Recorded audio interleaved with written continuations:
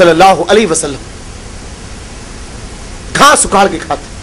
Be be عائشہ صدیقہ پوچھتی ہے رسول اللہ صلی اللہ علیہ وسلم آپ کی زندگی میں کرب والے دن کون سے تھے, مشکل والے دن کون سے تھے, وہ کون سے دن تھے جو آپ کی زندگی کے اندر کرب اور مشکلات سے گھیرا ہوا دن تھا؟ آپ نے فرمایا عائشہ دو دن,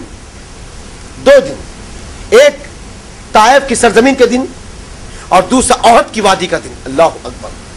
احد کی بات بھی آئیں گی نا, جنگ بدر کے بعد وہ بھی واقعات آئیں گے احد کے. یا اللہ کے رسول نے کیا کہا؟ دو دن, ایک طائف کی سرزمین کا اور دوسرا احد کی وادی کا. عزیز اور دوست ساتھیوں, اللہ کے رسول صلی اللہ علیہ وسلم وہ رسول جس کے پسینے سے اللہ مشک اور عنبر کی خوشبو سے زیادہ خوشبو نکالتا تھا.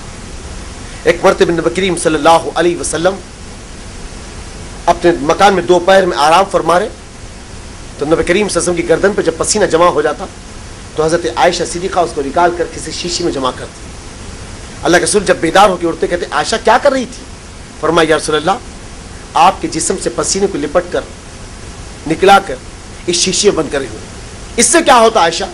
کہا یا رسول اللہ صلی اللہ علیہ وسلم جب ہماری بستی میں لڑکیاں دلہن بنتی ہے تو ہم ان کے جسموں پر, ان کے کپڑوں پر چھنک دیتے جس میں مشک اور عنبر سے زیادہ خوشبو آتی ہے. اللہ اکبر. میرے عزیز اور دوست ساتھیوں, یہ وہ نبی کی ذات طائف کی سرزمین پہ زمین سے گھاس اکھاڑ کر کھا رہے ہیں. آج غور کر کے دیکھ لیجیے, آپ بڑے سے بڑے اللہ کا نام لینے والے چمچماتی کاروں میں پھر رہے, اپنے آپ کو خانقاہوں کی زندگی بسر کرنے والے, جس کی زمینہ 800 ایکڑ 900 ایکڑ کے اوپر, جس کے مکانات ایک سے ایک عالیشان, جس کے بڑے بڑے کمپلیکس, جس کا کروڑوں کا بینک بیلنس, پھر کہا جا رہا ہے یہ اللہ کے بزرگ اور ولی ہے. میرے دوست ساتھیوں, یہ وہ نبی کی ذات ہے جس زمین سے گھاس اکھاڑ کے کھا رہی ہے.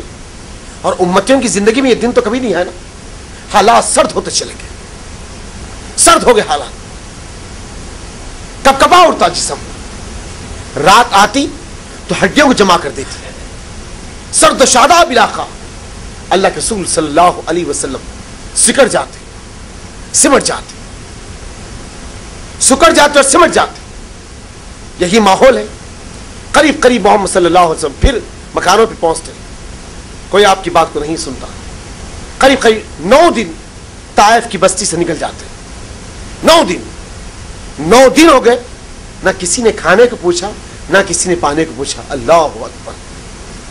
1 دن 2 دن 3 دن 4 دن 5 دن دوستوں, 9 دن مکمل طائف کی سرزمین پر ہو گئے. نہ کسی نے کھانے کو پوچھا نہ کسی نے پانی کو پوچھا. اللہ اکبر.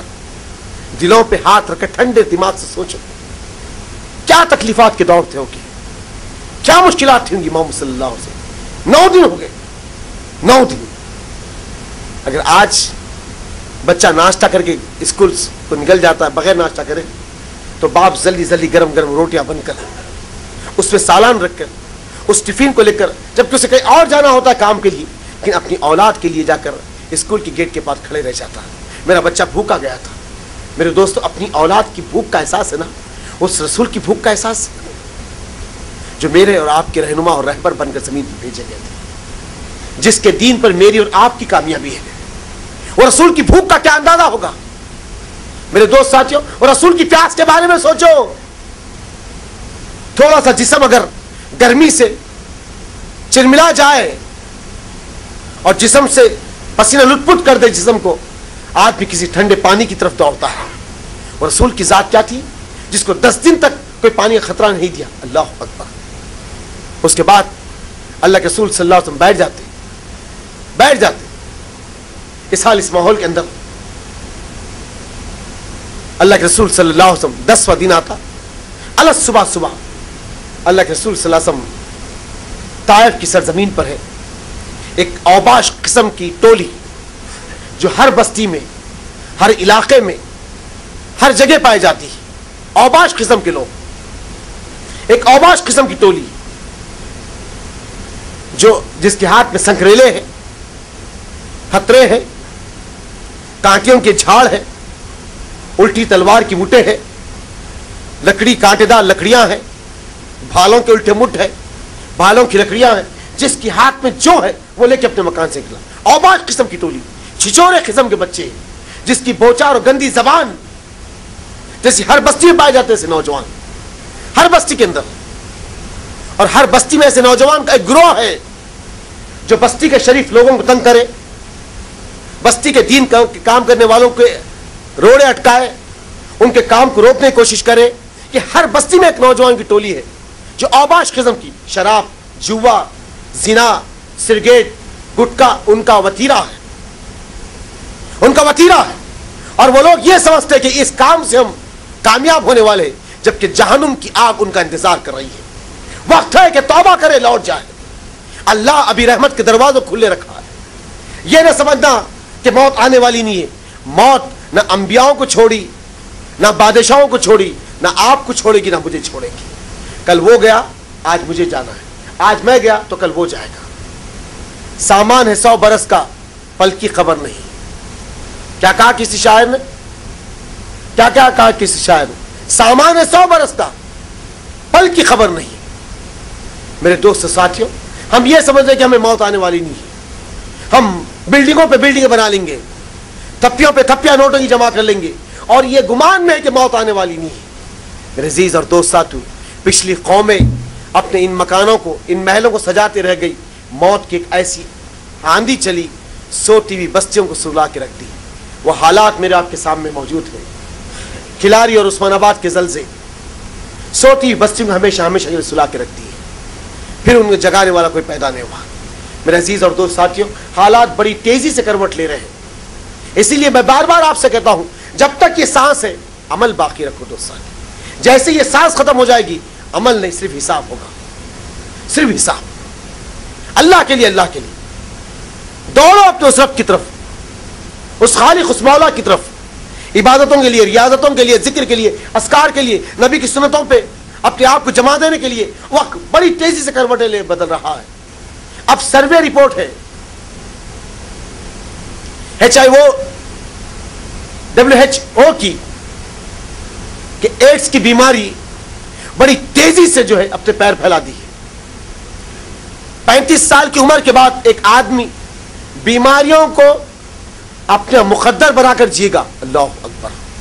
اور آج انالائز ہوا ہے کہ پوری جو تپش دھوپ کی بڑھتی چلے جا رہی ہے, لو سے آدمی غش کھا کے گرتے چلا رہے, یہ سالوں سال جو ہے گرمی بڑھتی چلے جا رہی ہے. اس کا ریزن کیا ہے؟ Global warming.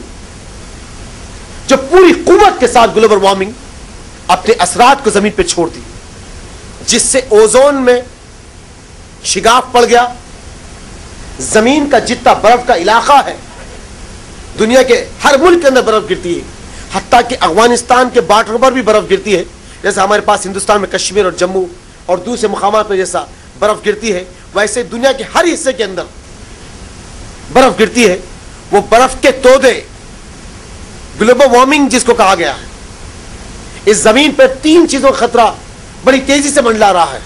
یہ رپورٹ UN کی ہے, یونائٹڈ نیشنز آرگنائزیشن جو ہے, یونائٹڈ نیشن جو اس کی رپورٹ سے 3 خطرات اس زمین پہ منڈلا رہے. ایک گلوبل وارمنگ, دوسرا ایڈز, تیسرا غریبی, بھوک مری.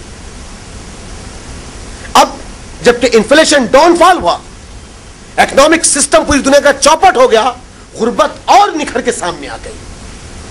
کیا یہ کم نہیں؟ حیدرآباد کی سرزمین اب 40 روپے کلو تک چاول آ گیا. ابھی ہم آنکھ بند کر کے سو رہے نا, احساس کر رہے یہ چیزیں کیوں پیدا ہو رہی ہیں. کبھی سوچے تھے؟ ارے ہمارے باپ اور دادا کی کبھی دور میں تنخواہ ہوا کرتی تھی 15-16 روپے, اور آج آدمی اس 15-16 روپے میں آدھا کلو چاول تک نہیں خرید سکتا. یہ حالات کیوں پیدا ہو رہے؟ وجوہات کیا ہے؟ گلوبل وارمنگ کیوں آگے بڑھ گئی؟ میرے دوست ساتھی,